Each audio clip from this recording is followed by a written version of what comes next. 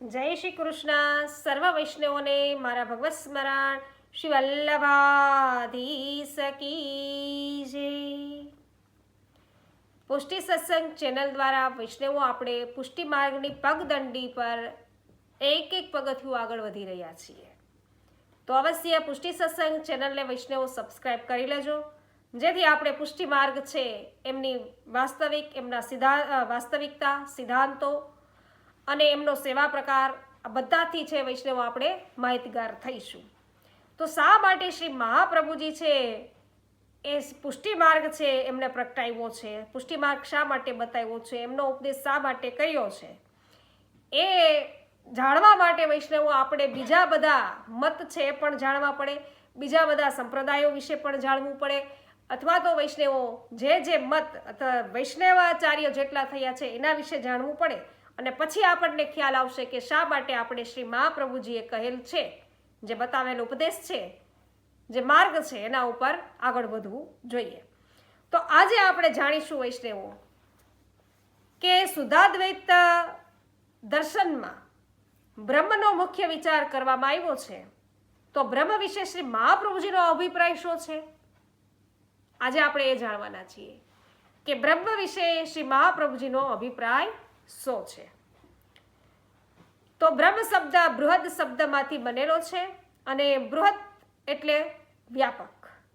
તો જે સર્વ બ્રહ્માંડોના કણકણમાં પ્રત્યેક અણુમાં વ્યાપેલા છે તે બ્રહ્મ સામાન્ય રીતે સર્વવ્યાપી પદાર્થ તરીકે આપણા અનુભવમાં હવા આવે છે, પરંતુ આપણે જાણીએ છીએ કે હવાને બ્રહ્મ કહી શકાય નહીં, કારણ કે હવા કેવળ પૃથ્વી ઉપર છે. આ બ્રહ્માંડમાં આવી અનેક પૃથ્વીઓ, ગ્રહો, નક્ષત્રો, તારાઓ વગેરે છે. આવા એક બ્રહ્માંડ જેવા બીજા અનેક બ્રહ્માંડો છે. તો એ બધામાં હવા રહેલી છે એવા આપણે કહી શકતા નથી, માટે હવા સર્વવ્યાપી નથી. તો સર્વવ્યાપી કેવળ બ્રહ્મ છે. આથી પરમાત્માને વેદમાં બ્રહ્મ શબ્દથી ઓળખવામાં આવ્યા છે. બ્રહ્મ શબ્દ પરમાત્માના અસ્તિત્વનું સર્વવ્યાપીપણું બતાવે છે. પરમાત્માનું એ વિશેષ નામ નથી. પરમાત્મા બ્રહ્માંડમાં સર્વવ્યાપી છે. એટલે બ્રહ્માંડમાં જેટલા જડ ચેતન પદાર્થો છે એ બધા આ પરમાત્માના જ જુદા જુદા નામ અને રૂપ છે એમ કહી શકાય. આમ બ્રહ્માંડમાં વ્યાપેલા પરમાત્માને કોઈ આકાર નથી, માટે બ્રહ્મને નિરાકાર કહેવામાં આવે છે. પરંતુ બ્રહ્માંડના દરેક નામરૂપમાં બ્રહ્મ હોવાથી બધા આકારો બ્રહ્મના જ આકારો છે. આ દ્રષ્ટિથી બ્રહ્મ સર્વાકાર છે. તો ગીતામાં આ પરમ તત્વને પરમાત્મા શબ્દથી ઓળખાવવામાં આવેલા છે. તો આપણા શરીરમાં રહેલ ચૈતન્ય જીવાત્મા કહેવાય છે. બધા જીવાત્માઓ જે પરમ આત્મામાંથી છૂટા પડ્યા તે પરમાત્મા કહેવાય. તો આ શરીર છે એમાં જીવાત્માની સાથે એક બીજું દિવ્ય તત્વ રહેલું છે, તે અંતર્યામી કહેવામાં આવે છે, તે પરમાત્મા છે. તો વેદમાં જીવાત્મા અને પરમાત્મા માટે એક સુંદર વાત છે એ બતાવવામાં આવી છે.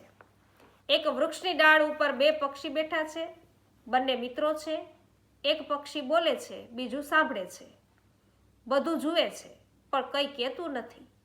તો વૃક્ષ એટલે આપણું શરીર અને ડાળ એટલે હૃદય.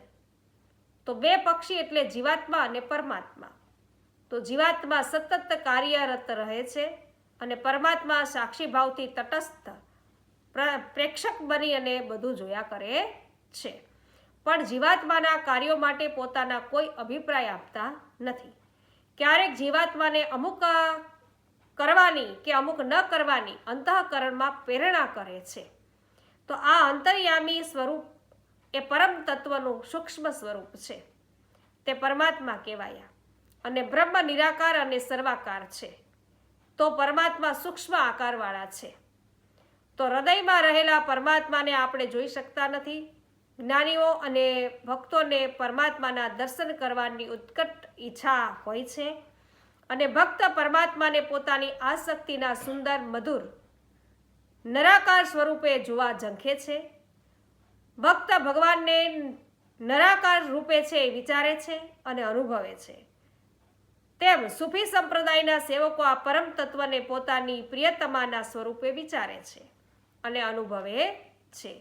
તો પરમેશ્વર જ્યારે ભક્ત ઉપર કૃપા કરી એના ભાવનું સ્વરૂપ ધારણ કરી અને પ્રગટ થાય છે ત્યારે તેને ભગવાન કહેવામાં આવે છે. ભગ એટલે સામર્થ્ય. તો જેનામાં કોઈ પણ સ્વરૂપ ધારણ કરવાનું સામર્થ્ય છે તે ભગવાન. ભગ એટલે ઐશ્વર્ય. તો જેમનામાં મહત્તમ ઐશ્વર્ય છે તે ભગવાન. તો ભાગવતમાં ભક્તોના ચરિત્રો છે.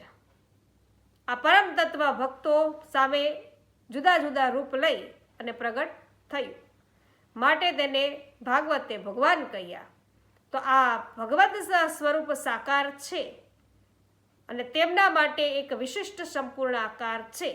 તેથી ભગવાનને પુરુષ અથવા તો પુરુષાકાર પણ કહેવામાં આવે છે. તો વૈષ્ણવો, આ આપણે શ્રી મહાપ્રભુજીનો અભિપ્રાય શું છે એ જાણ્યું છે.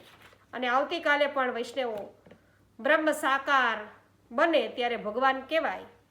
તો શું એ બ્રહ્મનું સ્વરૂપ જ્યારે પૃથ્વી ઉપર મનુષ્ય દેહ લઈને પ્રગટ થાય ત્યારે મનુષ્ય શરીર જેવું તેમનું શરીર હોય કે નહીં, એ આવતીકાલે વૈષ્ણવો નવા વિડીયો દ્વારા જાણીશું.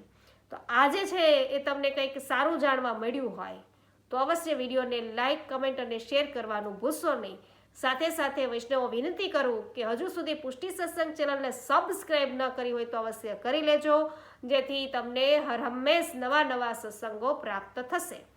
જય શ્રી કૃષ્ણ. શ્રી વલ્લભાધીશ કી જય.